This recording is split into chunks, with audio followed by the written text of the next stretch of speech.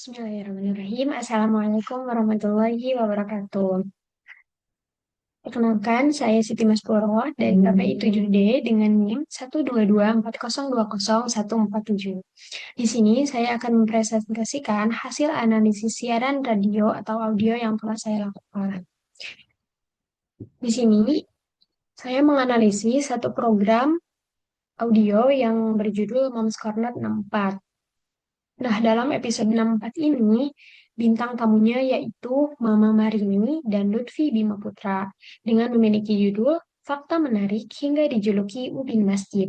Nah, adapun tagline dari program ini yaitu playlist baru untuk ibu dan keluarga.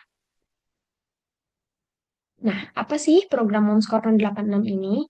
Nah, program ini merupakan program talk show yang mengangkat kisah inspiratif ibu dan anak sebagai media penyampaian pesan dakwah akhlak.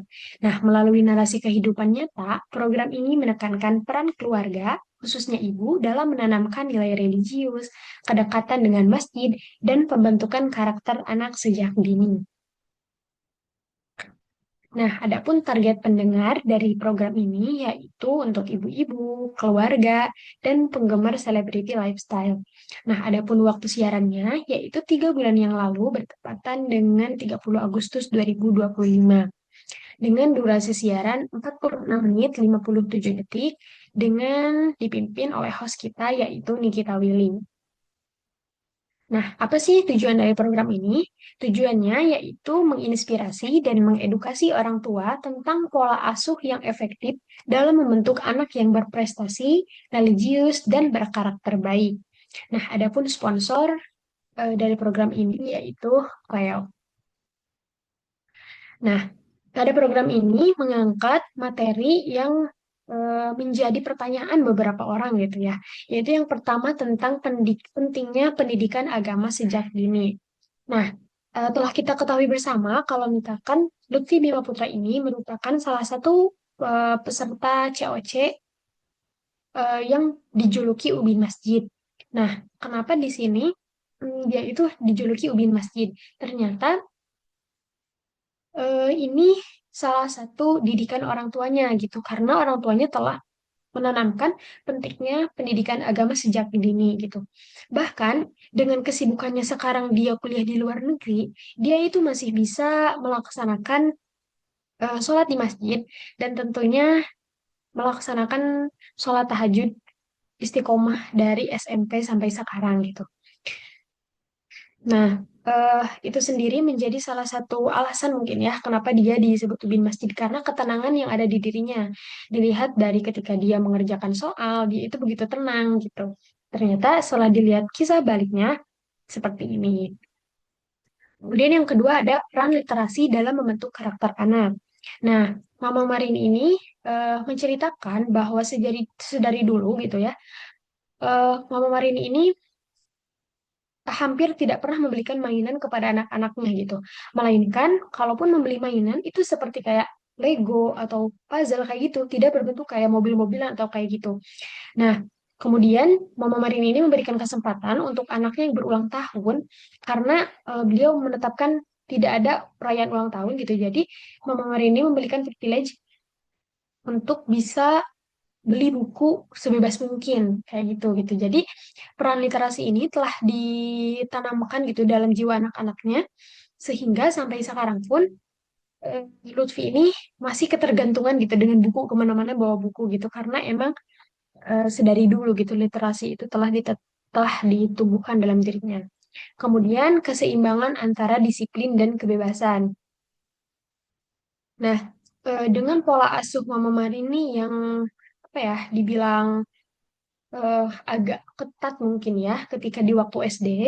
Nah, ini menjadi poin untuk Lutfi sendiri sampai sekarang itu dia bisa apa ya lebih bisa mengontrol dirinya gitu.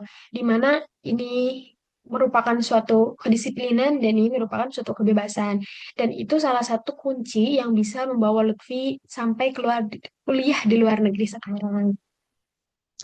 Nah, eh, alasan program ini dinilai berhasil yaitu yang pertama berhasil ditonton oleh 759.000 orang dalam jangka waktu 3 bulan. Kemudian eh, program ini dapat mengundang tamu-tamu yang inspiratif ya, seperti Mama Marini dan Lutfi ini. Kemudian kontennya relevan dengan audiens. Kemudian pembawaan hostnya yang tenang dan konsisten produksi dan jadwal siarannya. Kemudian untuk kelebihan program ini yaitu kontennya sangat bermanfaat ya gitu. Tentunya untuk ibu-ibu muda mungkin yang menginginkan anaknya seperti Lutfi, apa ya, pintar dalam akademik tapi taat dalam agama gitu. Ya gitu. Konten ini sangat bermanfaat bagi keluarga-keluarga yang membutuhkan pola asuh anak ataupun parenting yang sesuai gitu dengan karakter anaknya. Kemudian kedua ada pembawaannya yang santai gitu. Karena tadi pertama Lutfi udah dijuluki Ubin Masjid gitu. Kemudian ibunya juga tenang, dipandu dengan host kita nih, kita Willy yang super tenang gitu. Jadi ya pembawaannya sangat santai gitu. Kemudian yang ketiga ada kualitas video dan audio yang bagus. Karena program Moms Corner ini merupakan program yang berjalan cukup lama. Jadi untuk kualitas video dan audionya juga sudah bagus gitu. Mungkin sedikit kekurangan dari program ini yaitu durasinya terlalu lama gitu. Sebenarnya durasi dengan 46 menit itu tidak terlalu lama. Namun ketika dibawakan oleh seseorang yang ini santai, ini santai, ini santai, eh, kemudian bertemu dengan orang yang misalkan ingin mencari apa sih ini parentingnya, nah itu sedikit, wah ini terlalu lama gitu. Tapi untuk orang yang misalkan ya udah aku pengen tahu misalkan dan sabar menontonnya sampai akhir, itu pasti bisa ditemukan gitu. Mungkin ada sedikit kegreget aja gitu ya karena pembawaan semuanya itu santai seperti itu. Kemudian di sini ada program yang kedua yaitu Anfaedah Podcast yang memiliki judul Jalan Pendek Menuju Akhir.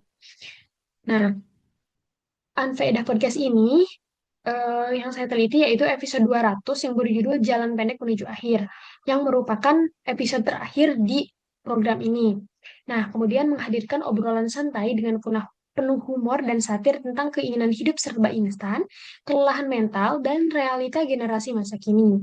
Nah, meski dibalut candaan khas Anfaedah, episode ini menyimpan refleksi dan kritik sosial ringan sebagai penanda perjalanan episode ke-200. Nah, tujuan program ini mungkin apa ya, sesuai dengan deskripsinya ya gitu. Yang pertama itu untuk menghibur pendengar melalui obrolan ringan, humor, dan satir khas Anfaedah Podcast. Yang kedua, mengajak pendengar berefleksi tentang fenomena hidup serba instan dan kelelahan mental generasi masa kini. Dan yang ketiga, ada menyampaikan kritik sosial secara santai tanpa menggurui. Nah, adapun target pendengarnya yaitu untuk remaja dan dewasa. Waktu siarannya di 18 Agustus 2023 dengan durasi siaran 22 menit 25 detik dengan host Ucup. Nah, di program Anfaedah Podcast ini, jadi podcast ini tuh punya kayak suatu grup gitu loh. Jadi untuk episode ini di hostnya itu Ucup gitu. Nah, adapun tema atau materi di podcast ini mungkin sedikit membingungkan ya gitu. Karena berisi tentang candaan satir tentang akhir sebagai bentuk kritik sosial gitu. Yang namanya candaan itu emang gak ada judulnya, kayak sambung menyambung ke sini ke sini ke sini gitu. Jadi emang apa ya, sedikit membingungkan gitu ya untuk materinya. Kemudian yang kedua ada refleksi perjalanan Anfaedah Podcast hingga episode ke-200. Karena mungkin ini episode terakhir, jadi lebih banyak ke dulu di episode ini kita kayak gini, dulu di episode ini kita kayak gitu gitu. Lebih ke refleksi perjalanan mereka aja. Nah, kenapa di sini saya mengungkapkan bahwa program ini dinilai tidak berhasil ya, gitu. Kenapa? Karena bisa dilihat dari ratingnya, mendapat rating 3,9, kemudian belum ada sponsor yang tertarik gitu ya dari tadi. Kemudian topik topik yang tidak menemukan benang merah karena tadi ya mungkin sesuai dengan judulnya ya anfaedah gitu. Jadi emang kurang ada faedahnya gitu. Jadi tidak menemukan benang merah apa sih yang dibahasnya gitu. Kayak kayak apa ya? Nggak ketemu gitu. Tidak ada materi inti. Nah, alasan program sih tidak nilai berhasil yaitu ya kekurangan programnya. Pertama, pembahasan tidak terstruktur. Ya mungkin emang itu personal branding dari mereka gitu ya, Anfaedah podcast gitu. Tapi si anfaedahnya emang apa gitu isinya kayak nggak tahu gitu. Kemudian manajemen konten yang tidak berkelanjutan. Nah, jadi itu podcast ke-200 itu berakhir di Agustus 2023.